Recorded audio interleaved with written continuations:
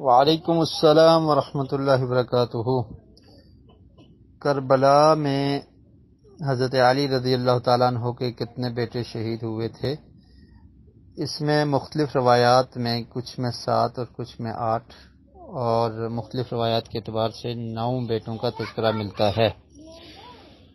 اہل سنت کی کتابوں میں البدایہ والنہایہ میں، الکامل فی التاریخ میں اور اس طرح سے دیگر کتابوں میں بھی موجود ہے، اور شیعہ کی معتبر کتابوں میں بھی یہ نام موجود ہیں۔ تو حضرت علی رضی اللہ تعالیٰ عنہ کے 9 بیٹے شہید ہوئے کربلا کی دھرتی میں۔ ان کے اسماء گرامی یہ ہیں: محمد بن علی، ان کی والدہ کا نام ہے امامہ بنت زینب، یعنی حضرت زینب جو نبی کریم صلی اللہ علیہ وسلم کی بیٹی ہیں، ان کی بیٹی ہیں امامہ، آپ کی نواسی ہیں، جو محمد بن علی کی والدہ ہیں، اور ان کو محمد الاوسط بھی کہا جاتا ہے۔ اور آپ جانتے ہیں کہ حضرت زینب رضی اللہ تعالیٰ عنہا کا نکاح بنو امیہ میں ابو العاص سے ہوا تھا، ابو العاص بن ربیع۔ تو محمد بن علی، جن کو محمد الاوسط کہا جاتا ہے، یہ شہید ہوئے۔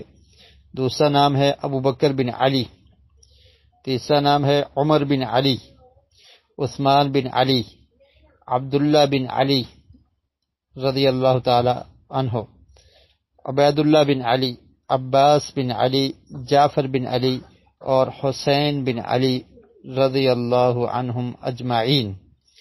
تو یہ وہ اصحاب ہیں جو حضرت علی رضی اللہ تعالیٰ عنہ کے بیٹے ہیں۔ مختلف روایات کو جمع کیا جائے تو ان کی تعداد 9 بنتی ہے، 7 بھی ذکر کیا ہے کسی نے 9 ذکر کیا ہے، اس طرح سے۔ تو یہ نام ہیں جو شہید ہوئے حضرت علی رضی اللہ تعالیٰ عنہ کے بیٹے۔ مشہور حسین بن علی بن ابی طالب ہیں، حضرت حسین رضی اللہ تعالیٰ عنہ۔ تو باقی کے اسماء بھی، ان میں سے حضرت عباس بن علی، جن کو علم بردار کہا جاتا ہے، وہ مشہور ہیں۔ تو باقیوں کے نام بھی موجود ہیں تاریخ کی کتابوں میں۔